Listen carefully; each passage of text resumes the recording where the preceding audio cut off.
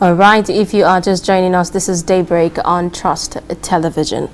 Now, outrage, inhuman were words used to describe the barbaric killing of the 42 persons in Sokoto State by bandits. A bus carrying 42 passengers was set on fire by a gang of terrorists. Now, meanwhile, Sabon Birni local government area elites under the auspices of Gobiru Development Association has written to President Muhammadu Buhari complaining on the incessant killings of people of the area by terrorists. Now, the letter was written to President Buhari barely 24 hours. Bandits ambushed a vehicle conveying seasonal migrants at Gidamba village in the local government, set the vehicle ablaze and ensured that the passengers were burnt to death. Now, Trust TV's on First State correspondent is here with us in the studio, Sheikh Umar, to give us, perspectives on this burning issue. Welcome to the program. Thank you. All right, now give us a sense of what exactly is happening in the axis, of Zamfara State, and where you report as far as this issue of, is it bandits or is it Boko Haram fighters or terrorists? Who are those people? Are we really profiling them as we should? In recent times, people there, especially around Shinkafi, Isa, Sabon Birni axis in Zamfara and Sokoto State, witnessing spike in attacks, mostly perpetrated by a terror kingpin known as Turji. Turji is taking shelter in Sububu forest in that axis. The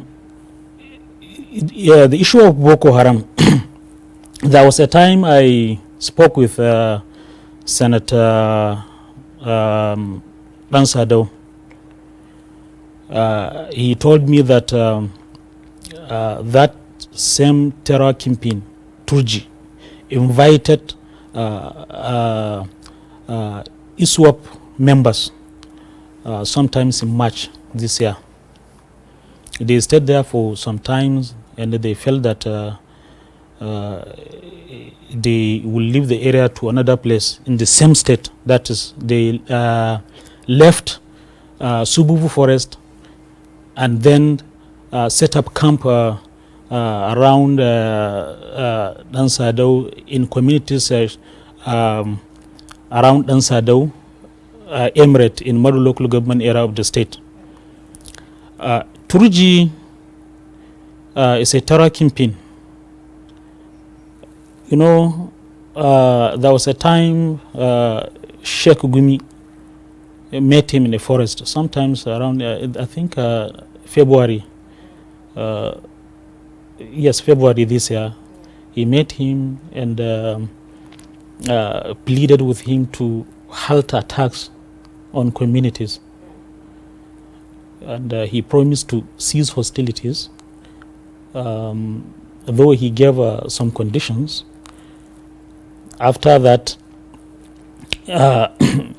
he reneged on his promises and renewed his attacks on communities.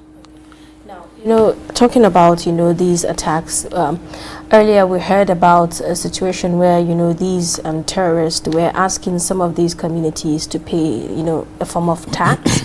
And we, just yesterday, we saw in a report that this recent move of setting, 42 passengers, ablaze, was meant to stop, some residents of some of these communities from fleeing.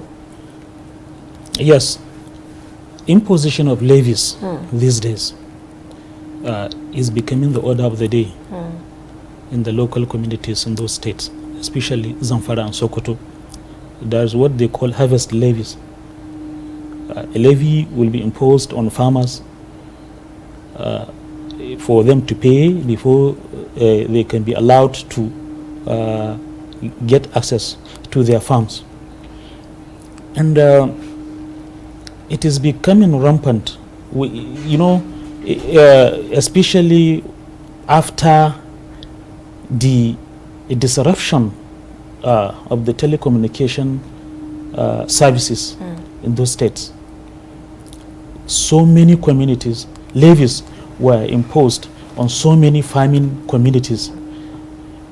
Some had paid to make peace with those criminals, and some that cannot pay had to flee their homes to escape attacks from the bandits.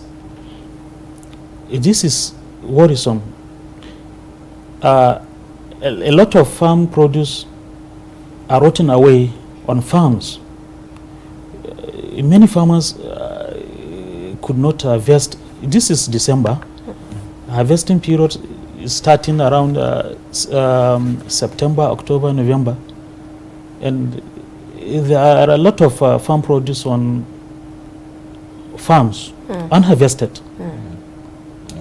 Yes. All right. Now, while we make efforts to connect with Senator Idris Mohammed Gobir to, also wade into this conversation, give us a sense of some of the efforts that have been made, whether it is yielding results or not. We've seen the disconnection of networks, and then we've also, seen in times past some kind of amnesty, for bandits and all of that.